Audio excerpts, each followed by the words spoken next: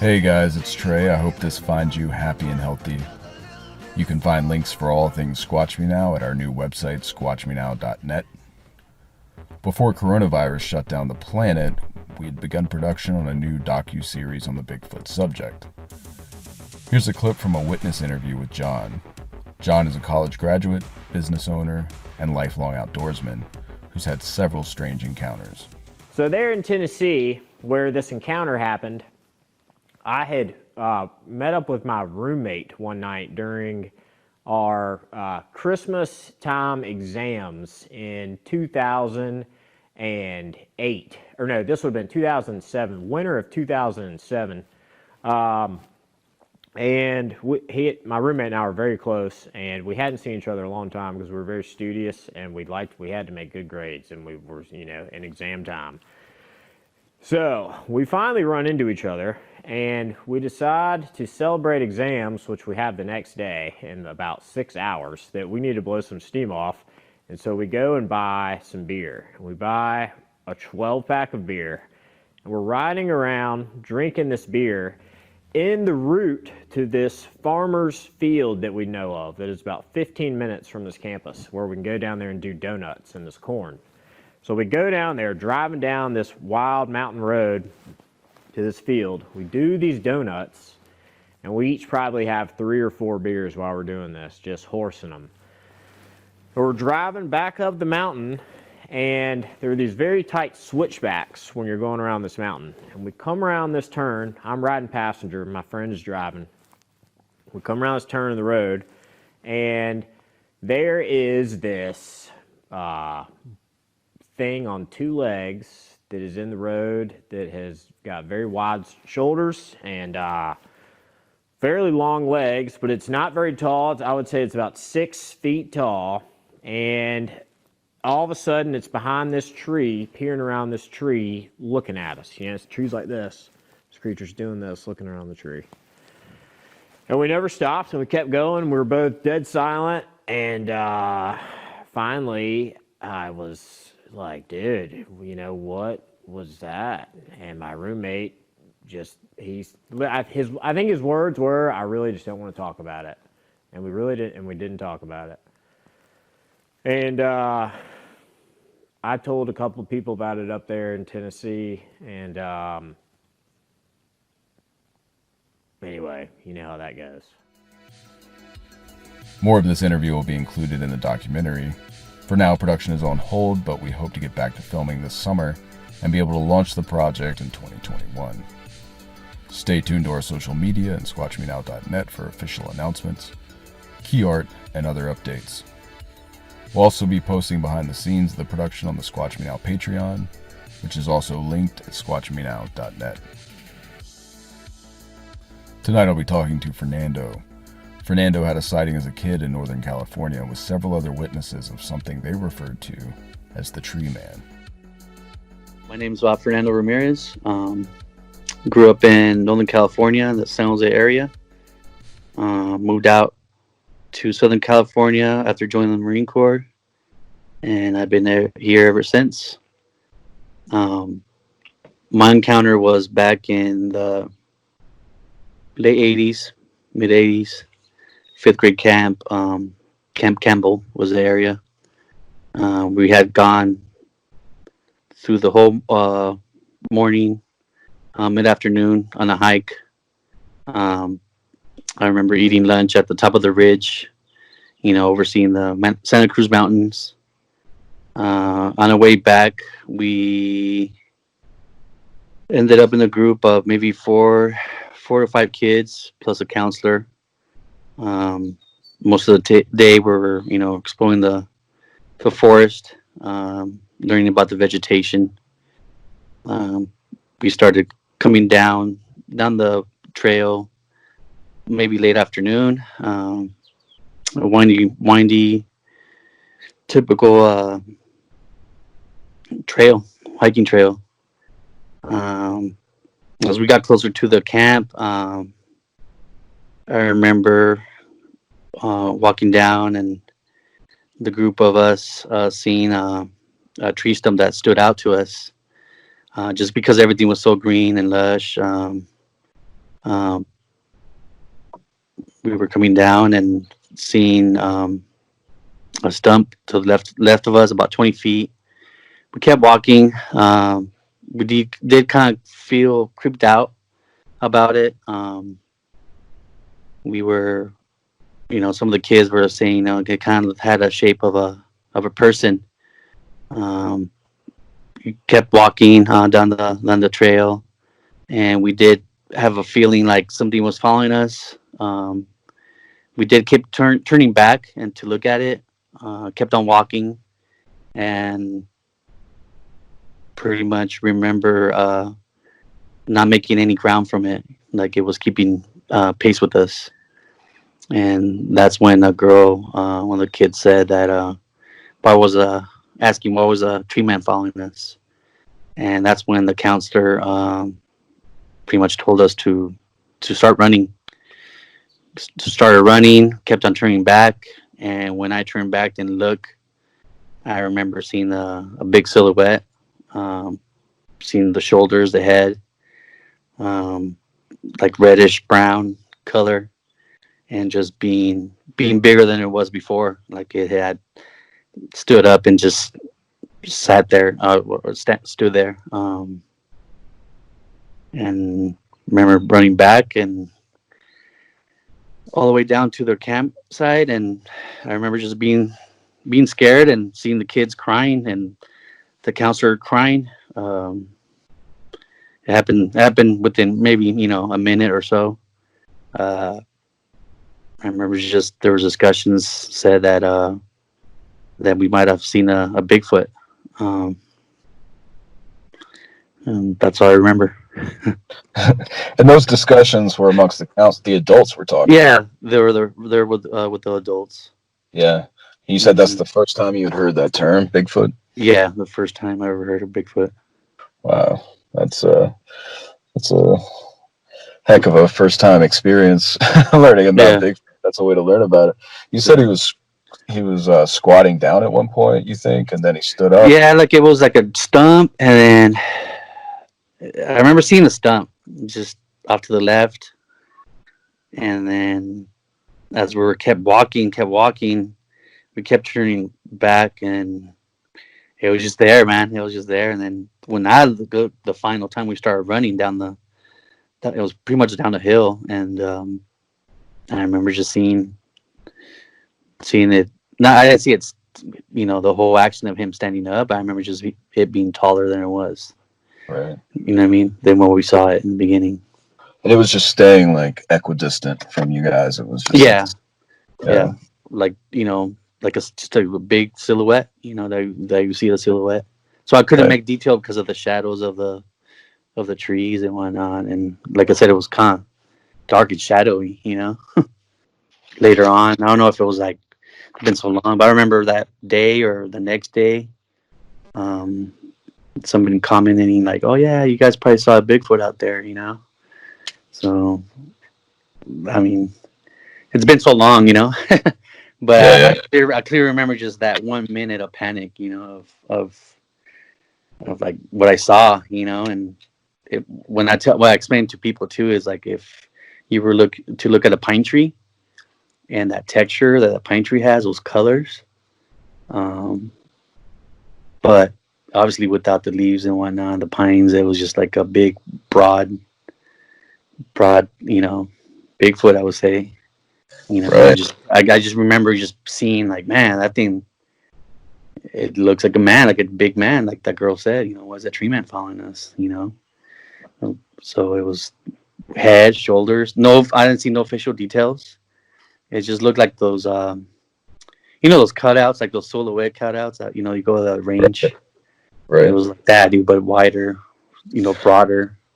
Um, just, it looked like something. You know what I mean? It looked like something was there, not just a tree.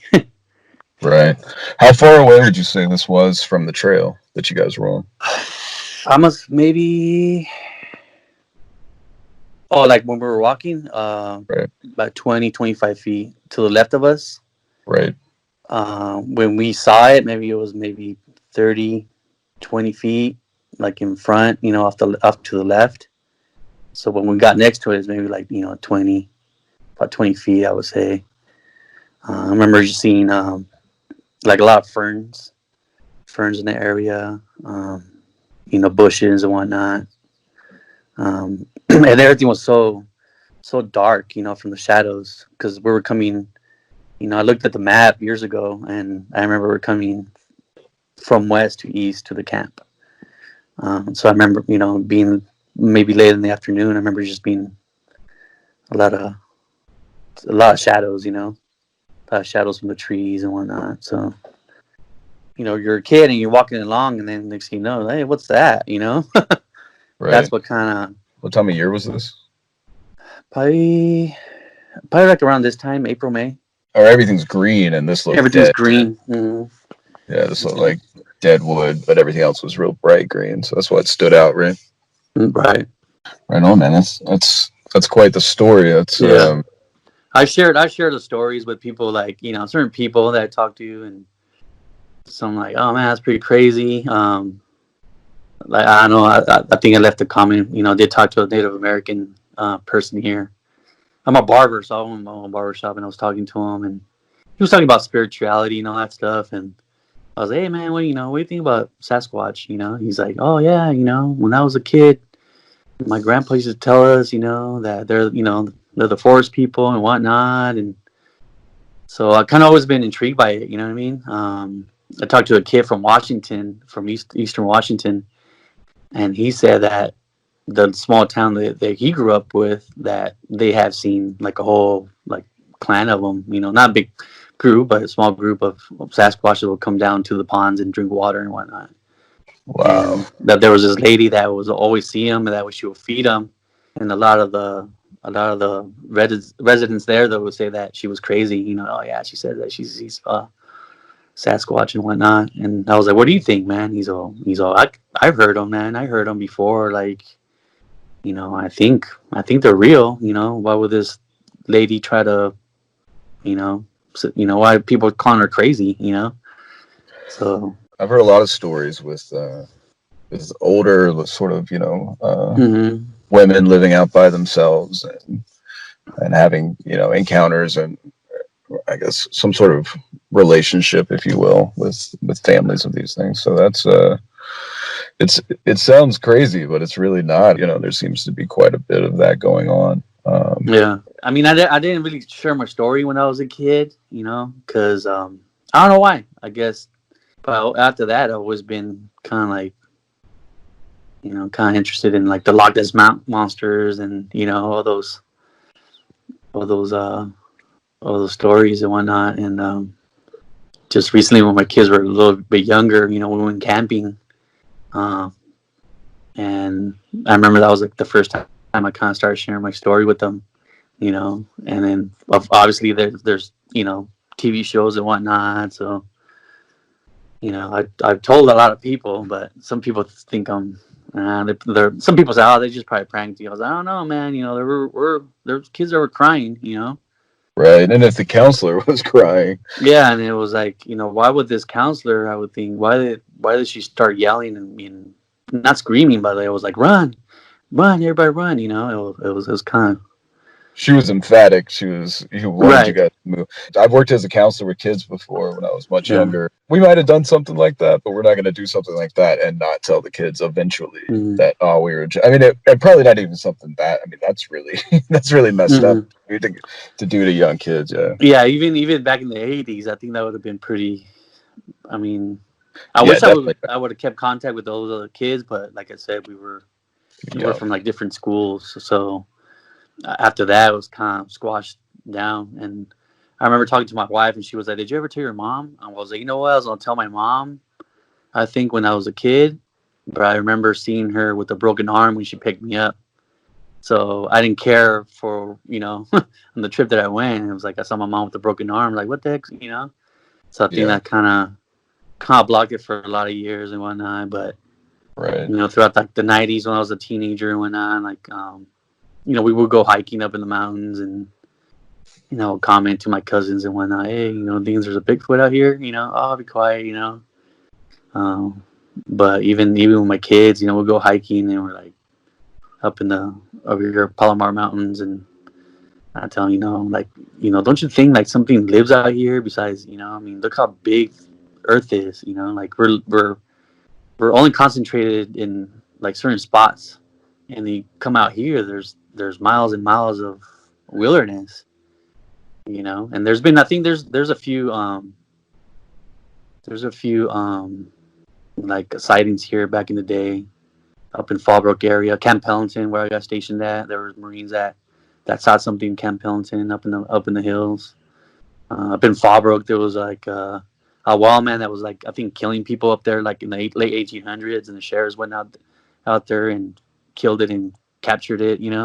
It's on the newspapers back in the day. Oh Um, yeah.